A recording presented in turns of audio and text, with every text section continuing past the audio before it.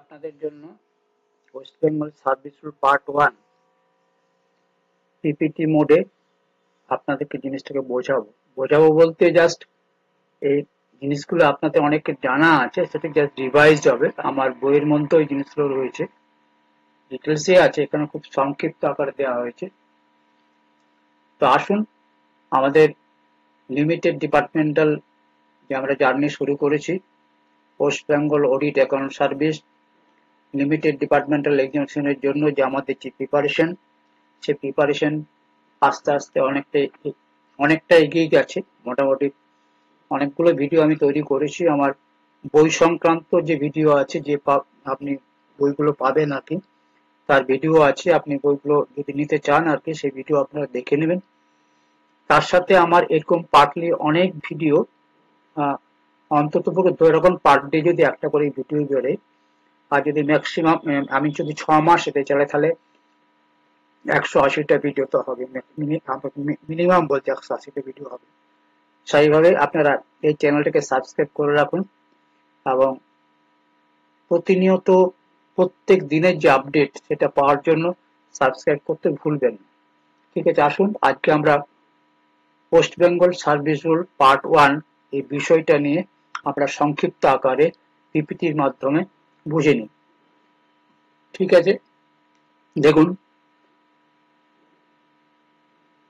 সাম definition, আমার বইয়ের মধ্যে সেই ডেফিনেশন গুলো আছে। এখানে আমরা ইম্পর্টেন্স কিছু ডেফিনেশন আমরা পড়ে নেব। এখানে বোঝানোর সুযোগ নেই, কারণ অনেক বড় পিপিটি আছে। Just you can say this is revise মোডে। ওকে, মানে যেহেতু আপনারা সার্ভিস রুলের বই আপনারা অনেকেই নিয়েছেন, তবে আমি যেহেতু পিপিটিটা অনেক বড় আছে, 53টা পিপিটি আছে, পেজ আছে, স্বাভাবিকভাবে এটাকে আমি দ্রুততার সাথে 1 ঘন্টায় শেষ করতে চাই, তাহলে আমাকে জাস্ট পড়ে সামান্য যতটুকু প্রয়োজন ততটুকু আমি বুঝিয়ে দেবো। Compensatory allowance means an allowance granted to meet personal expenditure during performance of duty, that is traveling allowance, HRA, non-practice allowance for medical employees. এই কম্পেন্সেটিং অ্যালাউন্স এর ডেফিনেশনটা আপনারা জানেন যে ওয়েস্ট বেঙ্গল সার্ভিস রুলের যে সমস্ত ডেফিনেশন রুল 5 এ দেওয়া আছে। তো কম্পেনসেটরি অ্যালাউন্স এর যে ডেফিনেশনটা দেওয়া আছে 5-9 এ দেওয়া আছে, এটা আপনারা ভুলবেন না। ঠিক আছে, 5-9 এই ডেফিনেশনটা দেওয়া আছে।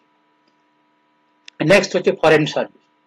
ফরেন সার্ভিসের উপরে আমাদের অনেক বড় বড় প্রশ্ন আসে, এখানে জাস্ট আমরা ডেফিনেশনটা বলবো। ঠিক আছে, ফরেন সার্ভিস আমাদের সার্ভিস রুলে আছে, 97 থেকে 116 নম্বর রুলে আছে, ডিটেলস আছে, সেটা আমাদের ডিটেলসে পড়তে হবে। কিন্তু ডেফিনেশনের জন্য 2 মার্কস যে শর্ট কোশ্চেন গুলো দেয়, এই পিপিটিতে বেসিক্যালি 2 মার্কসের শর্ট কোশ্চেনের জন্য খুবই অ্যাপ্লিকেবল হবে। 2 মার্কস শর্ট কোশ্চেনের জন্য পিপিটি অ্যাপ্লিকেবল হবে। যারা এই ভিডিওটা দেখছেন, তারা যদি এই পিপিটিটা চান, তাহলে কিন্তু আমাকে অবশ্যই মেসেজ করবেন। আমার ফোন নাম্বার আমার চ্যানেলে দেওয়া আছে, বা আমাকে মেলও করতে পারেন, আমার ইমেল আইডিও দেওয়া আছে। Foreign service, the means of service pay of which is paid from a source other than consolidated fund of state। 5-13 দেওয়া আছে রুল ডাব্লিউবিসি এর পার্ট 1। সবসময় রাখবেন, যা এখন আমরা পড়ছি ডাব্লিউবিসি এর পার্ট 1।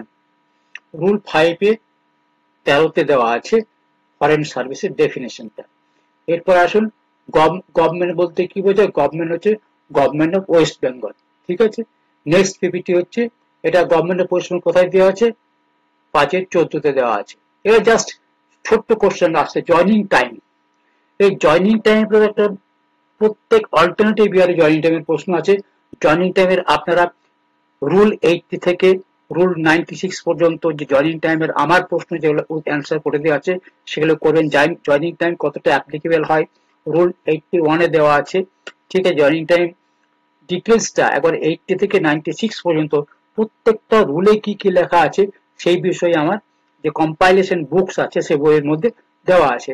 জয়নিং টাইম কি? Joining time allowed to person to join a new post, not only new post, whenever a person is transferred to one post to another post, he is also entitled to avail joining time. Okay, the joining time means time allowed to a person to join a new post। 5-20 দেওয়া আছে।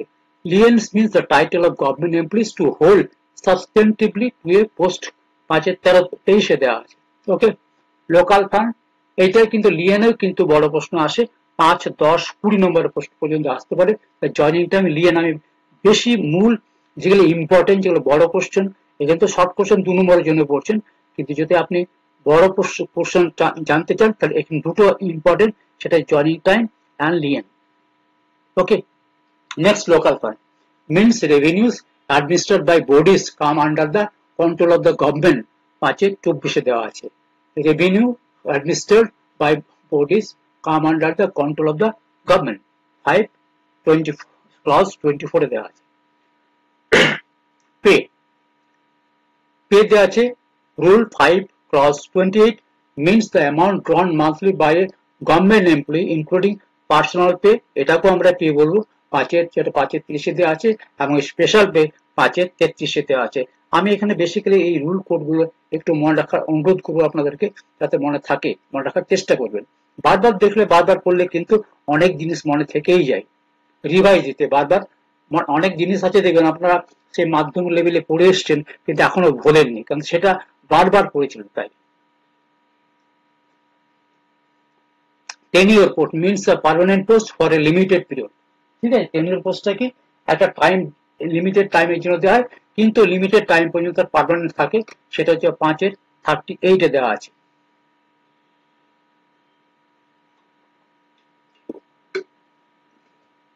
Time scale pay, time scale pay আপনারা কিন্তু এর মধ্যে যদি মনে করেন যে খাতা কলম নিয়ে বসবেন, ইউ ক্যান রাইট।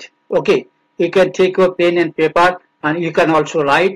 হ্যাঁ, আপনি বাড়িতে বসেও যদি এই ভিডিওটা দেখেন তাহলে আপনি লিখতে পারবেন অনেকক্ষণ time, journeying time, Leyen, local fund, pay, actual কিছু লেখনের লাগানো, খাতা কলম নিয়ে বসে কিন্তু এই রুলগুলো কোড করতে পারবেন, এক জায়গায় পাওয়া যাচ্ছে। Time scale means pay which rise by periodical increment from a minimum to a maximum, এটাকে টাইম স্কেল বলে। টাইম স্কেল মানে হচ্ছে আমাদের minimum to maximum periodical increment যে এর মধ্যে থাকে সেটাকে বলে আমাদের স্কেল হলো time scale. Vocation department means a department to which regular vacation are allowed, ঠিক আছে, 5-43 দেওয়া আছে। ডিটেলস বোঝানো দরকার নেই, আপনারা দেখে নেবেন এখানে। এরপরে দেখুন, রুল কামস ইনটু ফোর্স। দেখুন এই জিনিসটা মনে রাখবেন যে আমাদের সার্ভিস রুল WBSR পার্ট 1, ওই সার্ভিস রুল পার্ট 1 দিয়ে শুরু হয়েছিল, ঠিক আছে। এটা কোন তারিখ থেকে আমাদের এটা ইনফোর্স হয়েছে, কোন তারিখ থেকে দিস রুল হ্যাজ, হ্যাঁ, কোন তারিখ থেকে ইয়ে হয়েছে আপনার শুরু হয়েছে, কাম ইনটু ফোর্স ইফেক্ট ফ্রম কত হয়েছে 1-10-1971, ঠিক আছে, 1-10-1971। This rule is applicable to all members of service and holders of post which condition of service is prescribed by গভর্নমেন্টের পোস্ট প্রকার। তাহলে এই রুলটা, WBSR রুলটা কাদের ক্ষেত্রে অ্যাপ্লিকেবল, আমাদের গভর্নমেন্ট সার্ভিসে যারা রাজ্য সরকারের গভর্নমেন্ট ওয়েস্ট বেঙ্গল দ্বারা যাদের সার্ভিস কন্ডিশনটা আসে তাদের কিন্তু এই রুলটা applicable. There are 4 groups of service, আপনারা জানেন, ABCD। এই ABCD দেখুন রোপা 9 আছে, রোপা 9 আছে, ঠিক আছে, কিন্তু এটা যেহেতু পরিবর্তন হয়ে গেছে আমি সেটা রোপা 9টা রেসপেক্টে group A service, group B service, group C service, group D service কোনটা কোনটা হয়েছে এখানে দেখুন। গ্রুপ A হচ্ছে আপনার 4400 থেকে 10,000, গ্রুপ B হচ্ছে আপনার 3200 থেকে 4100, হ্যাঁ, গ্রেড পেটা, ঠিক আছে। আর গ্রুপ সি হচ্ছে আপনার 1900 থেকে 2900, গ্রুপ ডি হচ্ছে আপনার 1700 থেকে 1800।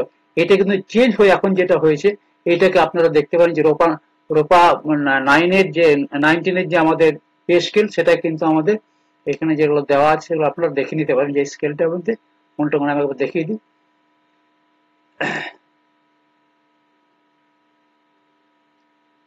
এই দেখুন, এই যে ডি, এটা হচ্ছে সি, ঠিক আছে, এখান থেকে হচ্ছে এটা বি, এটা হচ্ছে আপনার, এইটা হচ্ছে ডি, এটা হচ্ছে আপনার, আপনারা সকলেই জানেন এগুলো, হ্যাঁ, রুল 3 তে আছে 4 আপনার, এটা হচ্ছে ডি, এটা হচ্ছে সি, ঠিক আছে, এটা হচ্ছে সি, এটা হচ্ছে বি, আর এটা হচ্ছে আমাদের এই নেক্সট স্কেল যেটা আমাদের এখন বর্তমানে যে 9,000, যে এটা স্কেলটা ছিল আপনার রূপা 9 এর, সেটা যে 44, এইটা হয়েছে 13,400 থেকে 13,400 থেকে একবারে টোটাল এগুলো গ্রুপে, সবগুলো গ্রুপে এখান থেকে শুরু। হ্যাঁ, 4,400 গ্রেড পেতে গিয়ে, হ্যাঁ 4,400 গ্রেড পেতে মানে লেভেলটা হয়ে গেল 12 নম্বর লেভেল, 35,800 থেকে লেভেলটা হয়ে গেল আপনার 12 নম্বর লেভেল।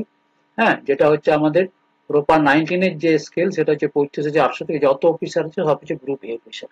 ঠিক আছে, এটা দেখার জন্য রেখেছিলাম আমি। এরপরে আসুন, documents to be submitted at the time of entry into the government service। যখন গভর্নমেন্ট সার্ভিসে একজন অ্যাপয়েন্টমেন্ট পেয়ে জয়েন করতে আসছেন, তাকে কি কি ডকুমেন্টস দিতে হবে। এক হচ্ছে কিন্তু পরীক্ষা আসে, কিন্তু ভেরি সিম্পল জিনিস, বাট কোনো কোনো পয়েন্ট মিস চলে গেলে কি হয়, আপনি বলেন আপনি ঠিক লিখেছেন, কিন্তু একজন আপনার চেয়ে আর একটা দু একটা পয়েন্ট বেশি লিখলো, যেটা অরিজিনালি সত্যি ঠিক আছে, তো স্বাভাবিকভাবে সে এটা কমপ্লিট এক্সামিনেশন সে একটু বেশি মার্কস পেয়ে যাবে। ঠিক আছে, the documents to be submitted at the time of entry in the government service, original copy of appointment letter দিতে হবে। হ্যাঁ, joining report of the incumbent, joining report দিতে হবে একটা, declaration of the date of birth with original documents, তার মানে একটা date of বার্থের certificate দিতে হবে। স্কুল আমাদের ক্ষেত্রে যেমন মাধ্যমিকের সার্টিফিকেট বা মাধ্যমিকের অ্যাডমিট কার্ড, বা সিবিএসসি আইসিএসসি বোর্ডের ক্ষেত্রে তাদের অ্যাডমিট মার্কশিটে থাকে ওদের। তার সাথে জয়নিং আমার পিভিআর এ মেডিকেল ফিটনেস সার্টিফিকেট লাগে, nomination for death gratuity, GISS and family details for disposal of the claim of death before first year. একটা কথা মনে রাখবেন, এইগুলো কিন্তু আমরা অনেক সময় ভুল হয়ে যায়। অনেক সময় কি হয়, একটা অফিসে হেড অফ অফিস বা এইচসি এরা কি করে, কেউ জয়েন করতে গেলে তাদেরকে কিন্তু ইমিডিয়েট নেয় না। এমন ঘটনা ঘটেছে, যিনি যে দিনে জয়েন করেছেন সেই দিনে তার ডেথ হয়েছে। এমনি ঘটনা কিন্তু আমাদের ব্যতিক্রম হতে পারে, কিন্তু ঘটনা ঘটতেও পারে, ঘটেওছে। ঠিক আছে, nomination for the death gratuity, GISS and family details for disposal of claim on death before 1 year. 1 বছরের আগে যদি তার মৃত্যু হয়, তার যে বেনিফিট গুলো আছে সে কিন্তু তার জন্য কিন্তু প্রথম দিন জয়েন করার আসলে কিন্তু এগুলো দিতে হয়। সার্ভিস বুক কিন্তু প্রথম দিনই ওপেন হবে। আমি আমি আমি মনে করি যারা জয়েন করতে আসেন তাদের একটা সার্ভিস বুক কিনে আনতে পারেন। অফিসে অনেক সময় পাওয়া যায়, থাকে না, বা ঠিক আছে 2-4 দিন পরে খুলে দেবো, 1 মাস খুলে দেখা গেল 6 মাস চলে গেল, সার্ভিস বুক ওপেন হলো না। সার্ভিসটা ফ্রম দ্য বিগিনিং, প্রথম দিন থেকে সার্ভিস বুক খুলতে হবে। তাহলে 1 নম্বর কি হলো, original copy the appointment letter, 2 নম্বর joining report of the incumbent, declaration of the date of birth with original documents saving the same, 4 নম্বর হচ্ছে পিবিআর আর মেডিকেল ফিটনেস সার্টিফিকেট, 5 নম্বর হচ্ছে nomination of the death gratuity, GIS family details, family আপনার declaration দিতে হয়। আর তারপর হচ্ছে service book to be open on the first day, very first day of the joining. ঠিক আছে, এরপর দেখুন কি আছে next, the officer declared to be in administrative charge on the condition officer by the administrative department is তাহলে head office কাকে বলে, head office তাকে ডিক্লেয়ার করা হয়, অ্যাডমিনিস্ট্রেটিভ চার্জে ডিক্লেয়ার করা থেকে হেড অফিস হয়। Head of office, head of department is declare under appendix, আগেরটা কি গেল দেখিনি, ওইটাই গেছে, ঠিক আছে।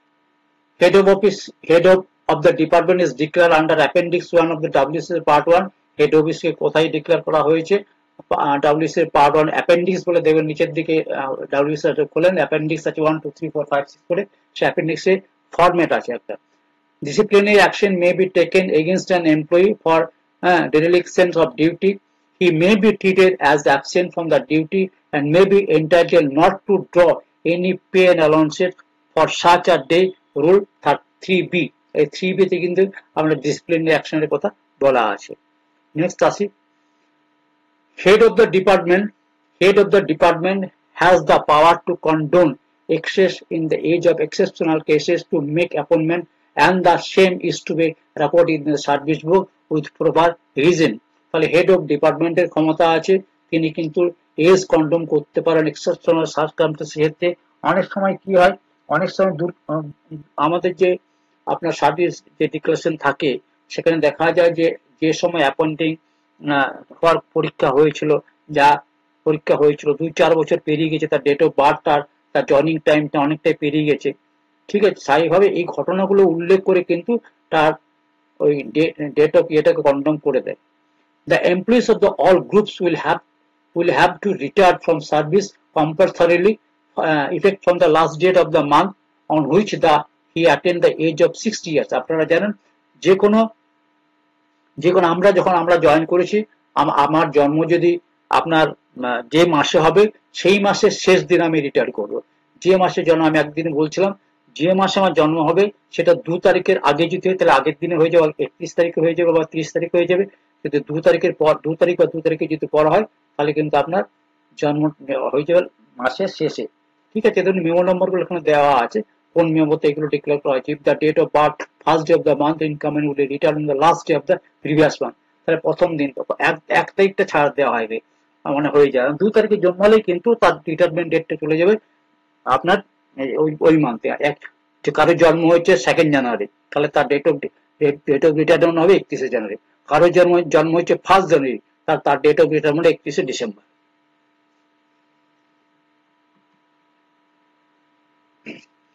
The headquarters of an employee may be prescribed by the head of department, but there is no such order. The station where the records of his office are kept may be treated as headquarters. Rule 29. অনেক সময় কি হয় না, headquarter, অনেক সময় head of অফিসে আমাদের documents গুলো, সার্ভিস গুলো, সমস্ত গুলো থাকে, কিন্তু একটা ডিক্লারেশন থাকে head of, head of department আমাদের ডিক্লেয়ার করে যে আমাদের সমস্ত কিছু কোথায় থাকবে, আমাদের আমরা যখন স্টেশন লিভ নিই, আমি কোন অফিস থেকে নিচ্ছি, সমস্ত রুল গুলো আছে, রুল 9 আছে। Each staff and officer will attend the office within the scheduled time of that office. Grace period for signing the attendance register in the morning is 15 minutes. After the grace period, if an employee signs the attendance report within 45 minutes of the scheduled time, he will be marked as late. তাহলে আপনারা জানেন যে আমরা অফিসে যখন join করি আমাদেরকে 15 মিনিটের গ্রেস টাইম দেওয়া হয়, আমরা পাই।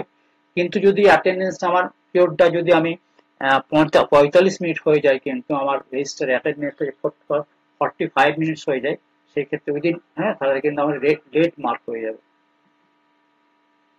Anybody coming thereafter will be marked as absent.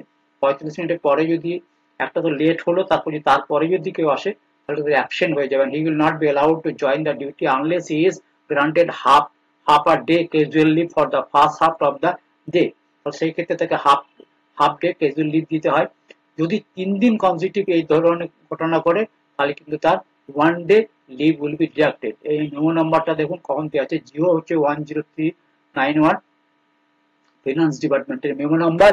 এটা হচ্ছে আপনার 13/12/2000 সালের মেমো নাম্বার। 3 দিন যদি কন্টিনিউশন কেউ লেট করে তাহলে কিন্তু, মানে সারা মাসে বলছি, 3 দিন কনজিকিউটিভ হওয়ার দরকার নেই, তার কিন্তু একটা দিন লিভ কাটা হবে। ওই সাহায্যে এই মেমো নাম্বার এবং নিয়মগুলো আপনারা সকলেই জানেন, কিন্তু অনেক সময় মেমো নাম্বারটা অনেকে জানা থাকে না, কোনো সময় উল্লেখ করে দিল, যেহেতু কম্পিটিটিভ এক্সামিনেশন, সেহেতু দেখা গেল যে আপনাকে উল্লেখ করতে বলে এই ঘটনাটা কোন সাল থেকে কোন মেমোতে বেরিয়েছিল। ঠিক আছে, তাহলে এরপর দেখুন, commissioners of division, district magistrate, superintendents of police, executive engineers and similar officers in the order, GO number এত। তাহলে এখানে কি দাঁড়ান, এটা তো আমার শেষ হলো এখানটা। আচ্ছা, এটা পড়া হয়নি। Where such schedule time for attendance is 10 am, signing between 10:15 am to 10:40, তাহলে আপনাকে এই টাইমের মধ্যে সই করতে হবে। ঠিক আছে, এর পরে গেলে কিন্তু আপনার লেট, এর মধ্যে হলে আপনার will be marked as late, এর মধ্যে হলে আপনার লেট হবে। 15 থেকে 45 এর মধ্যে হলে লেট হবে, 45 পেরিয়ে গেলে আপনার অ্যাবসেন্ট হবে। 15 থেকে 45 পেরিয়ে মধ্যে আপনার লেট হবে, আর 45 পেরিয়ে গেলে আপনার অ্যাবসেন্ট হবে। ঠিক আছে, next, the following officers are exempt from signing in the attendance register. Attending register আপনারা দেখেছেন, হেড অফ অফিসার কিন্তু অ্যাটেন্ডেন্স সই করেন না, কিন্তু কারা কারা করতে পারেন না আমি এটা বিতর্কে যাব না, কিন্তু কারা কারা করতে পারেন না সেটা কিন্তু একবারই সার্ভিস গুলো মেনশন করা আছে। সমস্ত হেড অফ অফিস মানে কিন্তু আমাদের মতো আমার একটা হয়তো দেখা গেল সে 5400 গ্রেড পে স্কেলে চাকরি করেছে, হেড অফ অফিস হয়েছে, তারও কিন্তু অ্যাটেন্ডেন্স রেজিস্টার সই হবে, সে যেই হোক না কেন। তাহলে following officer exempted from the signing of the attendance register. আমি আইনের কথা বলবো।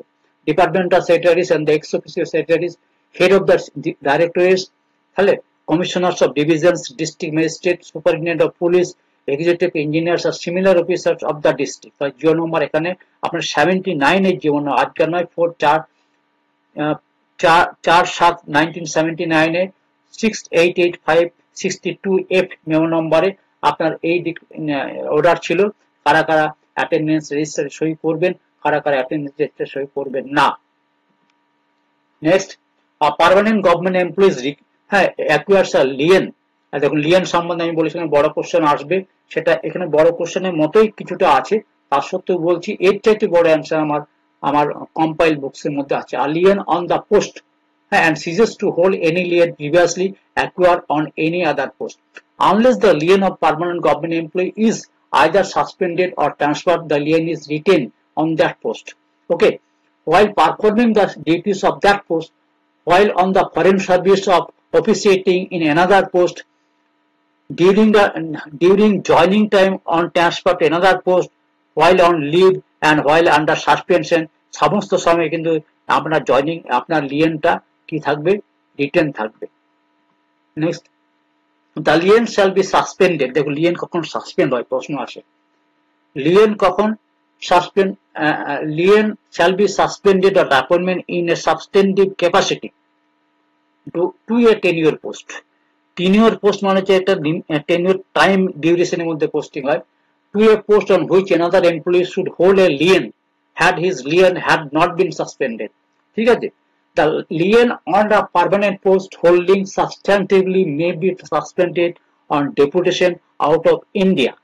তাহলে কখন হবে, আউট অফ ইন্ডিয়া বলছি। The lien of a permanent post holding substantively may be suspended, substantively post hold করে, may be suspended on deputation out of India, okay, on transfer either to foreign service, তাকে কোথায় transfer করেছে, either to foreign service or to a post under another cadre in officiating capacity for a period more than 3 years। এই গল্পটা হচ্ছে এখানে 3 বছরের কথা বলা আছে। Deputation out of India, foreign service, ঠিক আছে, out of cadre, more than 3 years. এই কিওয়ার্ড গুলো আপনাকে মেনশন করতে হবে। A lien on a post shall be terminated on acquiring a lien on a permanent post under the central government or state government outside his cadre। স্বাভাবিক কথায় আমার Leyen আছে, আমার লিয়েনটা টার্মিনেট হয়ে যায়, আমি সেন্ট্রাল গভর্নমেন্টে চাকরি চলে যায়, আমি স্টেট গভর্নমেন্টে আরেকটা ক্যাডারে চলে গেলাম। আমি West Bengal audit and account service চাকরি করতাম, আমি একটা আবার পরীক্ষা দিয়ে আমি WBCS হয়ে গেলাম, তাহলে ওখানে কিন্তু আমি লিয়েনের কোনো গল্প থাকছে, ঠিক আছে, আপনি কিন্তু অন্য ক্যাডারে চলে যাচ্ছেন। Lien on a post shall be terminated on acquiring a lien on a permanent post under central government or state government outside his cadre, cadre. A lien of an employee on a tenure post may in no circumstances be suspended unless he is appointed substantively another permanent post। একটা কথা মনে রাখতে হবে, সে যদি permanent পোস্টে তার যদি appointed না হয়, তাহলে কিন্তু, আর তার প্রিভিয়াস পোস্টটা যদি সাসপেন্ডেবলি হোল্ড করে থাকে, তার কিন্তু লিয়েনটা সাসপেন্ডেড হবে না। A lien on a post shall stand terminated on acquiring a lien on a permanent post under the central government or the state government outside the cadre। তাহলে এই ক্ষেত্রে কিন্তু ঠিক উল্টোটা হলো, যদি সে একটা পার্মানেন্ট পোস্টে চলে যায়, আমি লিয়েন নিয়ে আছে, ধরুন আমি একটা সার্ভিস ছিলাম, আমি টিচার ছিলাম, আমি টিচার থেকে আমি একটা টিচার, একটা হয়তো আমি 4800 গ্রেড পেতে একটা টিচার ছিলাম, সেখান থেকে আমি জয়েন্ট বিডিও হয়ে 4700 গ্রেড পেতে এসেছি। সে জয়েন্ট বিডিও পোস্টটা নিশ্চয়ই একটা টিচারের সাথে বেশি ইম্পর্টেন্স পোস্ট, কারণ সে 8 বছর 10 বছর পর সে বিডিও হয়ে যায়, তার একটা আলাদা আছে, অনেক সময় আসে। তাহলে সেই ক্ষেত্রে কি হলো, সে লিয়েন নিয়ে এসেছে, ঠিক আছে, তাহলে সেই লিয়েনটা কিন্তু থাকবে। কিন্তু ধরুন সে যদি একটা এমন কিছু করলো, lien on a post shall stand terminated on acquiring a, permanent পোস্টে গেল সেন্ট্রাল গভর্নমেন্টে আউটসাইড ইজ ওন ক্যাডার, তাহলে কিন্তু লিয়েনটা, এরপরে যদি ও কোন থেকে লিয়েন নিয়ে চলে যায়, তাহলে আগের লিয়েনটা ওর চলে যাবে। আর lien on a post shall stand terminated on acquiring, দেখুন লিয়েন একটা নেওয়া আছে, আপনি এখানে চিন্তা করেন একটা লিয়েন সে নেওয়া আছে, এরপরে কিন্তু সে কি করছে, আরেকটা চাকরির পরীক্ষা দিয়ে আরেকটা চাকরির প্রতি সেন্ট্রাল গভর্নমেন্ট আউটসাইডে অন্য একটা ক্যাডারে চলে গেল। তাহলে একটা টিচার ছিল, ওয়েস্ট বেঙ্গল অডিটিং সার্ভিস এলো, সে WBCS হয়ে গেল বা IAS হয়ে গেল, তাহলে কিন্তু তার লিয়েনটা চলে গেল। এটা বলি, lien of an employee not performing the duties of a lien related post may be transferred to another permanent post in a same cadre even if lien is suspended. Okay. A government employee may be transferred from one post to another, but he shall not be transferred to a post carrying lower pay than the pay of permanent post in which holds a lien, except on account of his inefficiency or misbehavior or on his own written request. তাহলে দেখেছেন তো? A government employee may be transferred from a one post to another. একটা post থেকে তাকে আরেকটা post থেকে transfer করা হতে পারে, but he will not but shall not be transferred to a post carrying lower pay than the pay of a permanent post. তাকে lower পোস্টে তাকে কিন্তু ট্রান্সফার করা যাবে না, which hold a lien, in which holds a lien, যে পোস্টটা লিয়েনে hold করে আছে তার থেকে লোয়ার পোস্টে তাকে ট্রান্সফার করা যাবে না, except on account of his inefficiency or misbehavior. কিন্তু সেই লোকটি, সেই এমপ্লয়ি, সেই অফিসারটি যদি ইনএফিসিয়েন্ট হয়, তার যদি মিসবিহেভ থাকে, তার যদি ডিসিপ্লিনারি অ্যাকশন হয়ে থাকে, তাহলে কিন্তু তাকে কিন্তু তার লোয়ার পোস্টে ট্রান্সফার করা যাবে।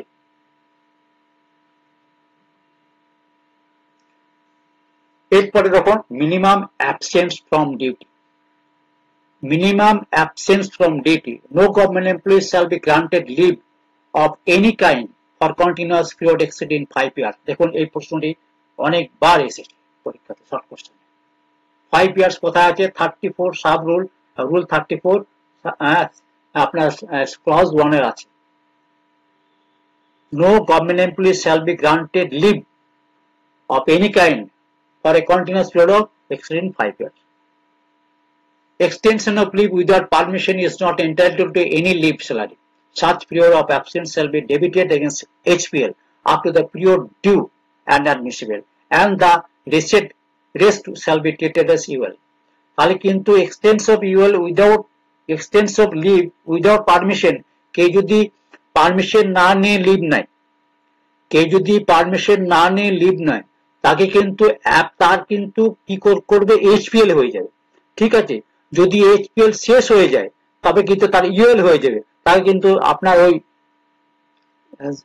কি বলে ইউএল করা যাবে হবে না। নিয়ম আছে, এই সমস্ত নিয়ম, সাবস্টিটিউটের নিয়মটা আমাদের খুব কড়া, কিন্তু কি বলুন তো, উইল অ্যাপ্লাই, তাই না? Willful absence from duty after expiry of leave render an employee liable to disciplinary action. তাহলে ইচ্ছাকৃতভাবে যদি সে অ্যাবসেন্ট হয়, দিনের পর দিন যদি অ্যাবসেন্ট থাকে, এক্সপায়ারি লিভ, হ্যাঁ, তাহলে কিন্তু তার ডিসিপ্লিনারি অ্যাকশন হয়। এটা 34(3) আছে।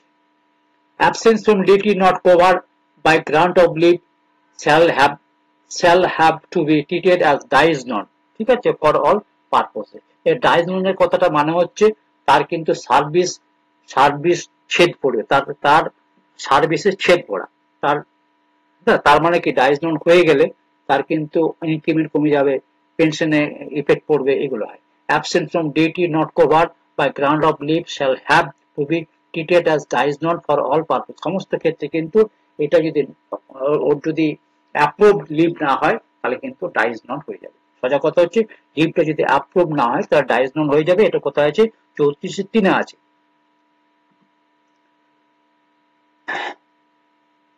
No government employee is allowed to resign if he fails to serve notice at least for 1 month in case of holding no lien. ধরুন কারোর লিয়েন নেই, তাকে 1 মাসের নোটিশ দিতে হবে। হ্যাঁ, যদি লিয়েন থাকে তবে তাকে 3 মান্থ নোটিশ দিতে হবে। ঠিক আছে, দেখুন 34 এর এ সাব ক্লজ আপনার ক্লজ 1 এ দেওয়া আছে। 34 এর এ ক্লজ 1 এ দেওয়া আছে, যে বলছে কেউ চাকরি ছাড়লে, সরকার যদি চাকরিকে আপনাকে বরখাস্ত করে, সেই ক্ষেত্রে আপনাকে সরকার নোটিশ দেয়, 2 মাসের নোটিশ দেবে। আপনি যদি চাকরি ছাড়তে চান তাহলে সরকারকে আপনি 1 মাসের নোটিশ দিবেন, সেই ক্ষেত্রে কিন্তু যদি আপনার লিয়েন না থাকে। আর যদি আপনার লিয়েন থেকে থাকে, ঠিক আছে, তাহলে আপনাকে 3 মাসের নোটিশ দিতে হবে। The government has right to terminate a temporary employee under the term of appointment after servicing notice for a specified period or after paying his remuneration for such period. 44B provision, দেখুন অনেকে প্রভিশনে থাকে, সেগুলো কিন্তু আপনার প্রভিশনটা কিন্তু আপনার temporary post, ঠিক আছে, সেই সময় কিন্তু কাউকে টার্মিনেট করা যায়।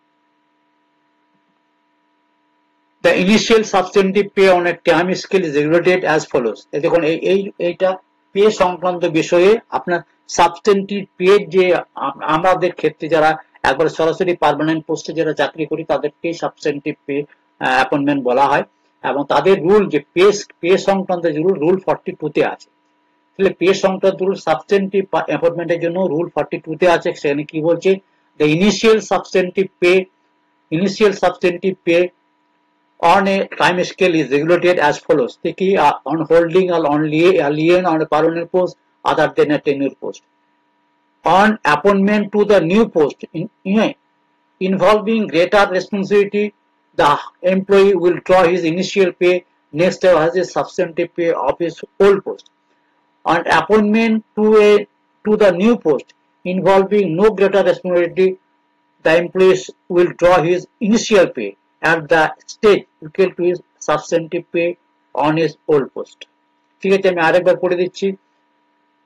The on holding a lien, যে পারমানেন্ট পোস্টে লিয়েন হোল্ডিং করে আছে আদার দেন এ টেনিউর পোস্ট, তাহলে তার ক্ষেত্রে কিন্তু এই রুলটা ঠিক আছে। On holding A Leyen on a permanent post, তার রুলটা কিন্তু এইটা, আদার দেন টেনিউর পোস্টে কিন্তু লিয়েন হয় না। On appointment to a new post involving greater responsibility, তাহলে একটা নিউ পোস্টে গেল, গ্রেটার রেসপন্সিবিলিটি রয়েছে, he will draw his initial pay or the next step of A substantive pay. কারণ একজন সাবস্টেন্টিভ পে আগের যে পোস্টে ছিল তার চেয়ে সে বেশি স্যালারি ড্র করবে, ঠিক আছে। তাহলে নিউ পোস্টে যেমন আপনাদের ক্ষেত্রে আপনি লিমিটেড ডিপার্টমেন্ট দিয়ে যদি আপনি আসেন এখানে, তাহলে কিন্তু আপনার ক্ষেত্রে এই লাইনটা প্রযোজ্য। Appointment to the new post involving greater responsibility, the employee will draw his initial pay next step of his substantive pay of his old post. ঠিক আছে, on appointment a new post involving greater responsibility, the employee will draw his initial pay at the stage equal to the substantive pay of his old post. ঠিক আছে, এইটা হচ্ছে আপনার আরো আছে, তারপরে 42A(3) আছে। Under this rule, pay is initially fixed with respect to date of entitlement under rule 42 clause A sub clause 1 and then fixed finally with respect to the date of annual increment. এটা আপনারা যেন এটা এই রুলে লেখা আছে, কিন্তু আপনার কাজটা করে থাকেন। একজন ধরুন অ্যাপয়েন্টমেন্ট পে বা প্রমোশন পে সে ফেব্রুয়ারি মাসে জয়েন করলো। তাহলে ফেব্রুয়ারি মাসে যখন সে জয়েন করলো, তাহলে তার কি হবে, তার পে স্কেলটা এনহ্যান্স হয়েছে, স্কেলটা বেড়েছে। সে ওখানে একটা অপশন দিবে যে আমি ইনক্রিমেন্টটা জুলাই থেকে নেব, এই তো সে জুলাই থেকে নেবে, কিন্তু ওইখান থেকে ওর ইয়েটা বেড়ে যাবে, স্কেলটা বেড়ে যাবে। তাহলে এইখানে সেই গল্পটা লেখা আছে। Under this rule, pay is initially fixed with respect to the date of entertainment, যে ডেট থেকে ও এন্টারটেনমেন্ট সেই ডেটও ফিক্স হবে, মার্চ মাসে জয়েন করেছে মার্চ মাসের ডেট থেকে ফিক্স করা হবে। তারপরে date fixed finally with respect to the date of annual increment, অর্থাৎ 1 জুলাই থেকে অ্যানুয়াল ইনক্রিমেন্টের সময় দুটো ইনক্রিমেন্ট দিয়ে ট্রিটমেন্ট যাকে করা আছে সেগুলো করবে। The provision of this sub-rule was not applicable for an employee holding Group A post, but as GO number 12504 dated 12/12/95, such provision is also applicable to the employee holding a Group A post notionally effect from 1/1/86 and actually effect from 1/12/96। এটা প্রয়োজন একটা ব্যতিক্রম লেখা আছে, ঠিক আছে। আবার চলছে এটা, when an employee of the central or other state government etc. is appointed to a post under this government, যদি সেন্ট্রাল গভর্নমেন্ট বা অন্য কোনো আদার স্টেট গভর্নমেন্ট থেকে আসে এখানে আমাদের সার্ভিসে গভর্নমেন্ট অপশনলে carrying responsibility similar to that post, ওই সিমিলার পোস্টের মতো এখানে পোস্ট হোল্ড করা যায়। Stay initially pay shall be fixed at the stage equal to his pay in the old post. Initially তার স্টেজকে সে ওই পোস্ট থেকে সেন্ট্রাল গভর্নমেন্ট থেকে আমাদের স্টেট গভর্নমেন্ট, তাহলে ওল্ড পোস্টে কিন্তু ইনিশিয়ালি স্টেজটা হবে। আর if there is no such stage, the stage next below that pay plus personal pay equal to the difference under this government. এই district government এ আপনার such the difference না থাকে, তাহলে stage next below that pay plus personal pay, below that post plus personal pay equal to that difference, হ্যাঁ, তাহলে কিন্তু এতে fixed হবে। তাহলে প্র্যাকটিক্যালি না থাকলে জিনিসগুলো বোঝা খুব মুশকিল। Rules of fixing of promotion under ROPA 19, ROPA 19 promotion একই রকম আছে, এটা আমি পড়ছি না। এরপরে ইনক্রিমেন্টটা পড়ি, very very important question. Condition for increment, rule 48 and 48A। এটা কিন্তু আপনার রুলগুলো লিখে রাখুন। কন্ডিশন ফর ইনক্রিমেন্ট হচ্ছে রুল 48 and 42A, কি কি কারণ সে ইনক্রিমেন্ট পায়। All duty except except on re-employment in a post on time scale shall count for increment। ঠিক আছে, ইনক্রিমেন্ট কারা পাবে? ডিউটি রি-এমপ্লয়মেন্ট বাদ দিয়ে, হ্যাঁ, যারা সাবস্টেন্টিভ পোস্ট হোল্ড করে তার সকলে ইনক্রিমেন্ট পাবে। Service in another post, service on deputation, on leave other than UL shall count for increment on employee holding a lien had his lien not suspended। যদি তার lien suspended না হয়ে থাকে এবং আমাদের মতো সাবস্টেন্টিভ পে যারা হোল্ড করে থাকে, যদি ইউএল না হয়ে থাকে, তাহলে তাহলে সমস্ত ক্ষেত্রে কিন্তু তার ইনক্রিমেন্ট পাবে। Search in another post, service on deputation, leave leave নিয়েছে কিন্তু আদার দেন ইউএল হয়নি। আর কি হয়েছে? তার লিয়েন ছিল, holding lien, had not been lien not suspended, লিয়েনটা সাসপেন্ড হয়নি, তার সকলে ইনক্রিমেন্ট পাবে। All leave other than UL and the period of deputation out of India shall count for increment. যত লিভ নেক না কেন, যাই লিভ হোক না কেন, যদি ইউএল না হয়, হ্যাঁ, সব লিভের ক্ষেত্রে কিন্তু আপনার ইনক্রিমেন্ট কাউন্ট হবে, ডেপুটেশন হোক আর না হোক। আর re-employment employee shall not allow the increment.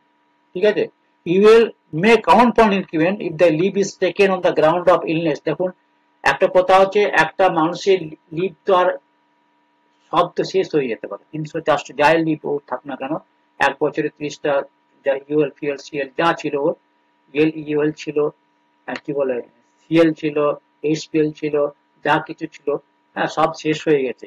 কিন্তু সে একটা এমন ইলনেসের মধ্যে পড়েছে, ক্যান্সার হতে পারে, তার এমন কিছু ইলনেস আছে যে ইলনেস গুলো ওর ওর নিজের কন্ট্রোলের মধ্যে নেই, ওর ওর পক্ষে সম্ভব নয়, সেই ক্ষেত্রে কিন্তু ওর ইনক্রিমেন্ট হতে পারে।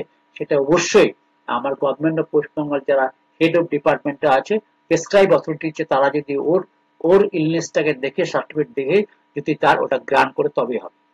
A period of overstate does not count for increment।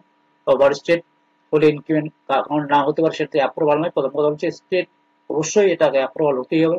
and increment to of pay shall be drawn on first day of the month on which it becomes otherwise due। তার উপর 19 the uniform date first date July হয়েছে, ইনক্রিমেন্টটা date হচ্ছে আমাদের জুলাই মাসের 1 তারিখ থেকে হয়। If a gov employee is in higher post, draws pay higher than that of his senior post, senior officer, either due to, দেখুন এখানে একটা কথা দেখুন, 55 এর ক্লজ 4টা মনে রাখুন, pay to be fixed, pay protection, rule 55 এর 4, pay to be fixed।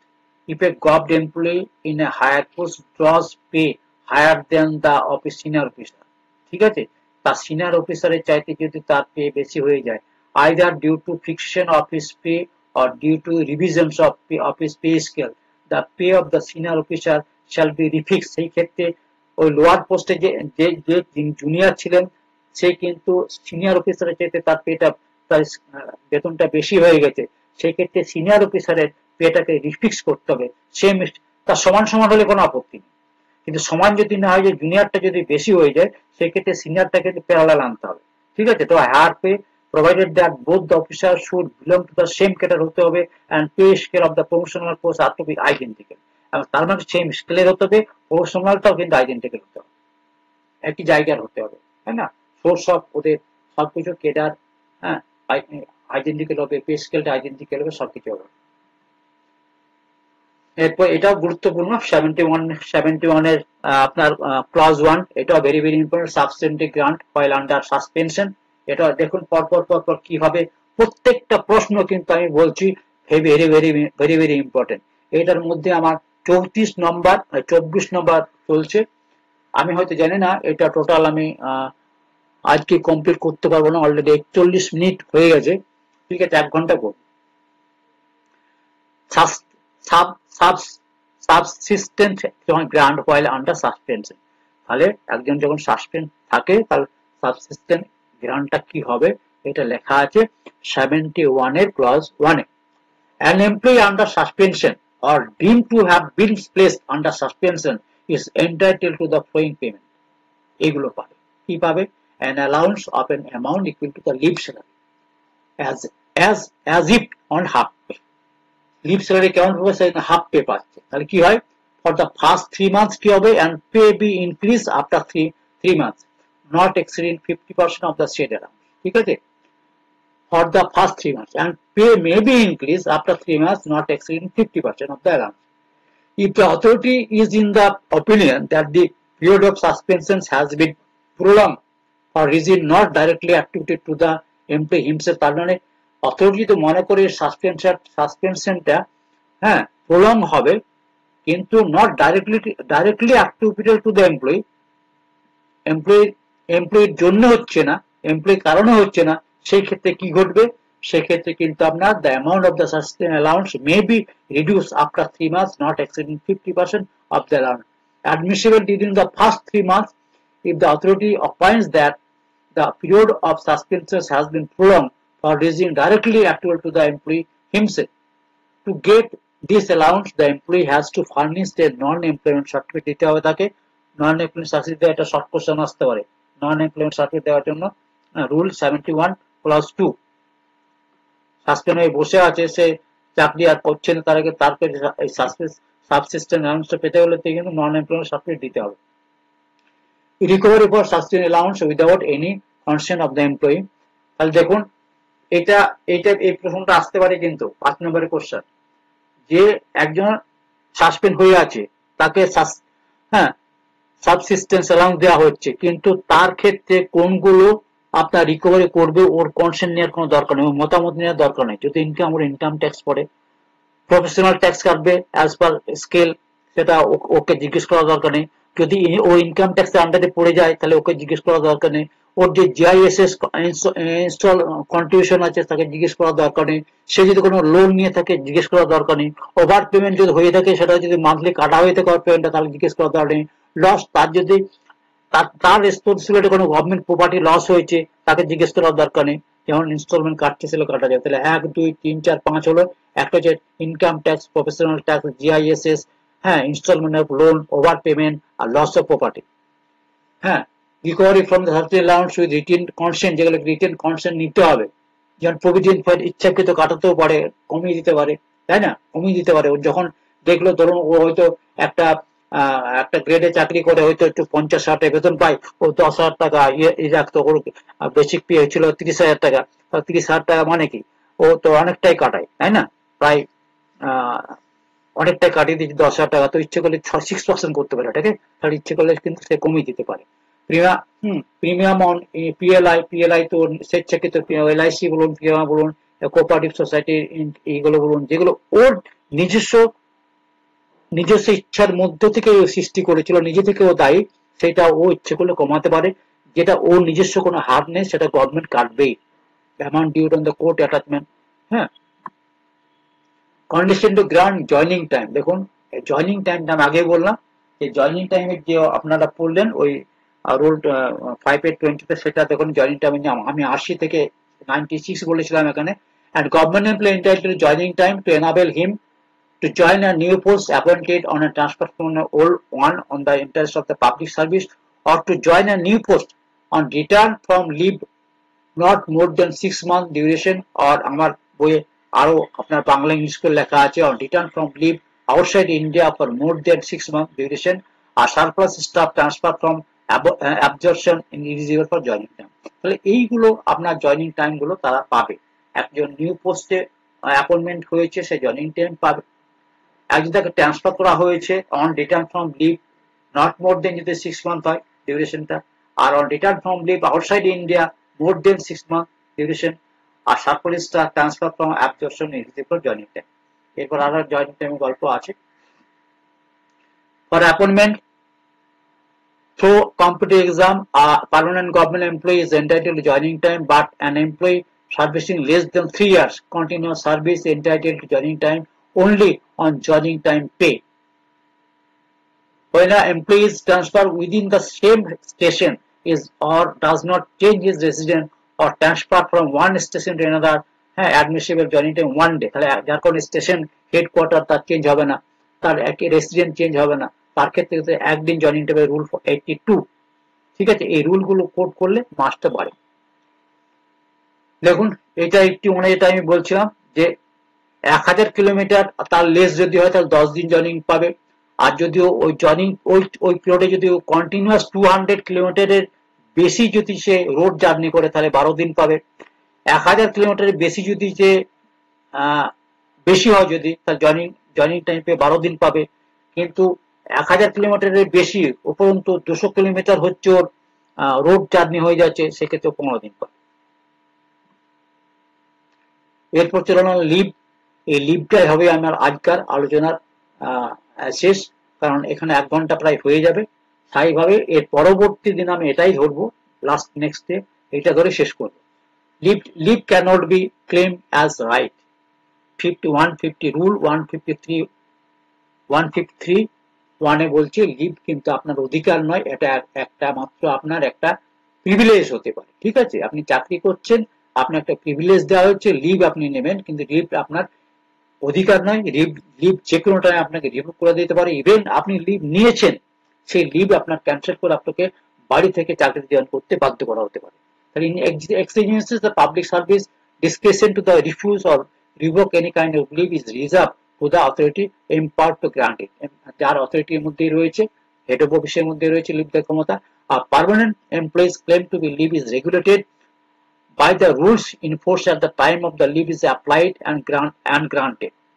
ঠিক আছে, এরপর দেখুন leave regular to be recorded service book, special kind of leave not to be recorded in service book. Service বুকে কিন্তু স্পেশাল কাইন্ড অফ লিভে যেহেতু valuation নেই, কিন্তু এই সার্ভিস বুকে কিন্তু আপনার এইগুলো লিখতে হয়। Special kind of leave not to be recorded in service book, service লেখার দরকার, কিন্তু তার রেকর্ড রাখতে হয়, তার যে পার্সোনাল ফাইল আছে সে কতগুলো স্পেশাল কাইন্ড অফ লিভ নিয়েছে। আমি স্পেশাল কাইন্ড অফ লিভ মাতৃত্বজনিত কাইন্ড লিভ যদি হয় সে কতদিন নিয়েছে, বা ধরুন special kind of sick leave আছে, হসপিটাল লিভ আছে, রেকর্ড করার দরকার নেই। ঠিক আছে, আপনি স্টাডি লিভ আছে, আপনার রেকর্ড করার দরকার নেই, কিন্তু সে লিভ নিয়েছে, যেহেতু স্টাডি লিভটা আমি মনে করি স্টাডি লিভটা রেকর্ড করার দরকার আছে, কারণ টেনিয়র পিরিয়ডে সে কবার স্টাডি লিভ আছে সেটা উল্লেখ করা আছে। ঠিক আছে, তাহলে লিভ আপনার রেকর্ড কোনটা হবে কোনটা হবে না। আপনার মেল যে লিভ যেগুলো বলছি, আনলিভ 69 169 থেকে 172, হাফ লিভ হচ্ছে আপনার 173, leave not due 174, extraordinary leave 175, child care leave হচ্ছে আপনার এক মেমো নম্বর বেরিয়েছিল, হ্যাঁ 2012 সালে 24/1/2012 1364 FP। এবারে হচ্ছে লিভ ডিটেলসে আমরা যাব। আনলিভ রুল 169 থেকে 172, the leave account of every government employee serving in a department other than vacation department shall be credited to EL in advance. সারা বছরে দুটো ইনস্টলমেন্ট আপনারা জানেন, জানুয়ারি মাসের 1 তারিখে একবার দেওয়া হয় 15টা, আবার সেটা নেক্সট আরেকটা আপনার নেক্সট 6 মাসের মধ্যে আরেকটা 15 দিন দেওয়া হয়। Maximum limit of such leave কি হয় না 240 দিন আগে ছিল, 98 এতে, সেটা পরবর্তীকালে বাড়িয়ে করে দেওয়া হচ্ছে 300টা হয়েছে। এখন আমাদের সার্ভিস বুকে আমার যে লিভটা লেখা থাকে, যেটা আমাদের থাকে 300, আপনার যদি 350 দিন হয়ে যায় তাও কিন্তু 300 + 15 ডেজ উল্লেখ করা থাকবে। তার মানে আমি লিভটা কতদিন পাচ্ছি, আমি প্রতি বছরে প্রতি মাসে আমি একটা ক্যালেন্ডার মান্থে আমি 2.5 দিন করে লিভ পাচ্ছি। For absence of 10 days due to UL or dies not, কি হবে, একদিন ইউএল কিন্তু কেটে নেওয়া হবে। যদি আমার অ্যাবসেন্ট হয়ে যায় 10 দিন, যদি আমি অ্যাবসেন্ট থাকি, আমার যদি সেটা ইউএল হয় সেটা, সেই ক্ষেত্রে কিন্তু বা ডাইজ নট যদি হয় তাহলে কিন্তু আমার প্রতি 10 দিনে একদিন ইএল কাটা যাবে from leave account. Maximum limit of such leave আমার কতদিন থাকবে, deduction of half calendar year is 15 days. This leave may be combined with any kind of leave other than CL. তাহলে আপনি সিএলটার সাথে কিন্তু ইএলটা কম্বাইন করা যায় না, বাকি সবগুলোর সাথে কম্বাইন করা যায়। ম্যাক্সিমাম লিভটা EL to be granted at a time 120 দিন। এটা কিন্তু শর্ট কোশ্চেন হতে পারে, একসাথে কত দিন লিভ নেওয়া যায়, মানে ইএলটা একসাথে 120 দিন চট করে কিন্তু আমরা 169 to 172 লিখে দিলে আপনি মার্চ ক্যারি করবে। কোনগুলো আছে আপনি তো বলতে পারছেন, কিন্তু আপনি জানেন যে ইএলটা আছে 169 to 172। Half pay leave 173 and commuted leave. Commuted leave মানে হাফ পে লিভকে জয়েন করে যদি 2 দিনের পরিবর্তে 1 দিন নিই, সেটা কমিটেড মেডিকেল গ্রাউন্ডে আমি যদি নেই। Half pay leave is 10 days shall be credited to an employee for each half calendar year on 1st January and 1st July respectively. In advance For each complete month, 3/5 days leave will be credited, rounded up to the nearest day. There is no maximum limit of HPL which can be availed on personal or medical ground. HPL may be combined any kind of leave other than CL. মানে এটা আপনার এর মতোই, El এর মতোই, আপনার কিন্তু এটা অন্য কোনো লিভের সাথে আপনার কম্বাইন করা যাবে না। এটা আমরা কি পাবো তাহলে, 10 দিন ক্রেডিট হবে, কখন কখন হবে না, হাফ ইয়ারলি অনুসারে হবে। 1 জানুয়ারিতে 10 দিন হবে, 1 জুলাই 10 দিন হবে, বছর হবে 20 দিন হবে। তাহলে ইচ মান্থেতে 20 দিন হবে, 5/3 ডেজ হবে লিভ ক্রেডিট হবে ইচ মান্থ, আর সেটা রাউন্ডেড করে দেওয়া হবে নিয়ারেস্ট ডেতে। নো ম্যাক্সিমাম এইচপিএল এর কোনো ম্যাক্সিমাম লিমিট নেই। মেডিকেল গ্রাউন্ডে আপনি নিতে পারবেন, কম্বাইন করে কমিটেড করে নিতে পারবেন, এবং এর সাথে সিএল এর আপনি কম্বাইন করতে, সিএল এর সাথে আদার দেন সিএল, মানে সিএল ছাড়া কারোর সাথে কম্বাইন হবে না। লিভ নট ডিউ, এটা 74 very important. Leave not due অনেকবার এসেছে পরীক্ষাতে, এটা আপনারা মন দিয়ে শুনুন। লিভ নট ডিউটা কি, may be granted subject to the following condition. Leave not ডিউটা আপনার এই কন্ডিশন গুলোর ক্ষেত্রে আপনাকে লিভ নট ডিউটাকে আপনাকে গ্রান্ট করা যেতে পারে। Authority satisfied that there is reasonable prospect of the employee to return to his duty on its expiry. তাহলে দেখুন, আপনি দেখতে পাচ্ছে যে আপনি মানে অনগোয়িং কনসার্নের মতো আর কি, আপনি চাকরিতে আবার আসবেন আশা করছে, যে আপনার হেড অফ অফিস আপনাকে ছুটি দিচ্ছে, একটা স্যাটিসফাইড হচ্ছে, রিজনেবল প্রসপেক্ট রয়েছে যে আপনি আপনার ডিউটি জয়েন করবেন। এটি ডিউটি এই ছুটিটা যেটা লিভ নট ডিউটা যেতে আপনাকে অ্যালাউ করে, তাহলে আপনি ছুটি শেষ হয়ে গেলে জয়েন করবেন। It shall be limited to the HPL. হ্যাঁ, he is likely to earn there after.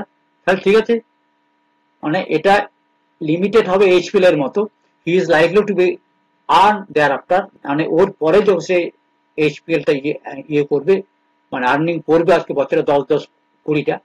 The maximum limit of LDN is 360 day. মনে রাখবেন শর্ট কোশ্চেনের জন্য, যে আপনার কতদিন ম্যাক্সিমাম LND নেওয়া যায়, লিভ নট ডি কতদিন নেওয়া যায়, 360 ডে নেওয়া যায় ইন সার্ভিস পিরিয়ড। সারা সার্ভিস পিরিয়ডে আপনি 360টা নিতে পারেন, out of which 90 days at a time and total 100 days on other than medical ground। তাহলে অ্যাট এ টাইমে আপনি 90 দিন নিতে পারেন, আর total 180 days on the other than medical ground ছাড়া আপনি 180 দিন নিতে পারেন। It shall be debited against HPL. এটা কিন্তু এটার সাথে আপনার ডেবিট ক্রেডিট হচ্ছে, আপনার শুধু এইচপিএল এর সাথে সম্পর্কের। হি is likely to earn subsequently, পরবর্তীকালে যখন এইচপিএল সে আর্নিং করবে, এইচপিএল সে যখন আর্ন করবে তখন ওর সাথে ডেবিট হবে, মানে এইচপিএল থেকে কাটা হবে।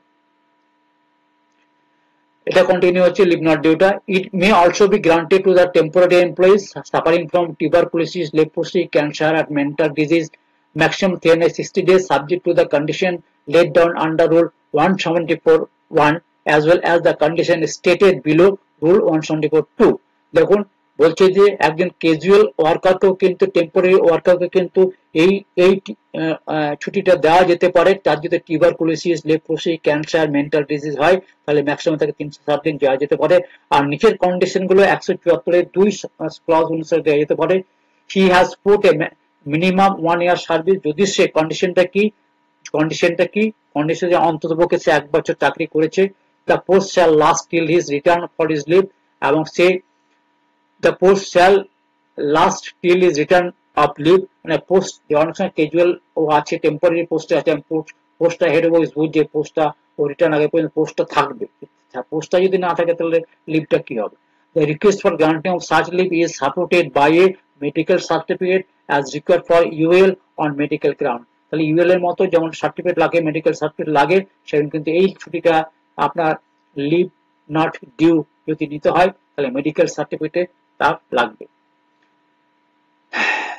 Extraordinary leave may be granted to an employee in exceptional circumstances। EOL নেওয়া যায় exceptional circumstances, Rule 175, when কোনো ছুটি তার নেই। No other leave is admissible when other leave is admissible but the employee applies in writing to grant। Other leave আছে কিন্তু employee নিজে থেকে অপশন দিয়েছে যে আমাকে ইউএল দেওয়া হোক, তাহলে সেই ক্ষেত্রে কিন্তু তাকে ইউএল দেওয়া হবে। তাহলে আজকে আমি টোটাল যে আমার 53 পেজ আছে তার মধ্যে প্রায় আপনার 38 হয়েই গেল। ঠিক আছে, তাহলে আমি দেখি যদি শেষ করে দেওয়া যায়। খুব ভালো জিনিস, লিভটা শেষ করে দিলে আমার মনে হচ্ছে লিভটা শেষ হয়ে যাবে। চাইল্ড কেয়ার লিভ আপনি জানেন চাইল্ড কেয়ার লিভটা, হ্যাঁ, 770 দিন 730 দিন নেওয়া যায়। Granted female employees having minor children for taking care of his up to 2 children during the his birth up to the age of 18 years. এটা আমি খুব তাড়াতাড়ি পড়ে দিচ্ছি কারণ এটা সিম্পল এবং সকলেই জানেন। This leave may be granted for maximum 3 spell in a calendar year. এইগুলো কিন্তু মনে রাখবেন, যেহেতু একটা ক্যালেন্ডার ইয়ারে তিনটে স্পেলে দেওয়া যেতে পারে, তো minimum for 15 days in one spell. একটা স্পেলে তাকে মিনিমাম 15 দিন নিতে হবে। আর ম্যাক্সিমাম কিন্তু একটা স্পেলে 120 দিনের বেশি নিতে পারবে না, তাহলে মিনিমাম হচ্ছে 15 ডেজ, ম্যাক্সিমাম হচ্ছে 120 days. In leave account such leave shall not be debited. Leave অ্যাকাউন্টের সাথে কোনো সম্পর্ক তার ডেবিট হবে না, কারণ ওটা একটা লিভ অ্যাকাউন্ট থাকবে ইয়েতে আপনার কত নিয়ে নেওয়া হচ্ছে সারা জীবন 730টা পাবে, তার তো অ্যাকাউন্টটাকে মেনটেন করতেই হবে। সেটা আলাদাভাবে ডিপার্টমেন্ট মেনটেন করে কত নেওয়া হয়েছে। সার্ভিস বুকে এটা ইয়ে হয় না, but an account for the purpose shall be maintain by the leave sanctioning authority. তার একটা অ্যাকাউন্ট মেনটেন করবে। It may be combined with leave of the kind due and admissible. যে লিভ ও ডিউ আছে বা অন্য লিভের সাথে এটা কম্বাইন করা যায়। এবং এই লিভটা এসেছে 1/1/12 সাল থেকে, লিভটা এসেছে মনে রাখবেন। চাইল্ড কেয়ার লিভ এসছে 1/1/12 সাল থেকে। মোট 730 দিন নেওয়া যায়। 18 বছরের 2টি সন্তানকে দেখভাল করার জন্য নেওয়া যায়। ম্যাক্সিমাম আপনার এই লিভটি 3টে স্পেলে ক্যালেন্ডার ইয়ারে নেওয়া যায়। মিনিমাম নেওয়া যায় 15 দিন, ম্যাক্সিমাম নেওয়া যায় 120 দিন।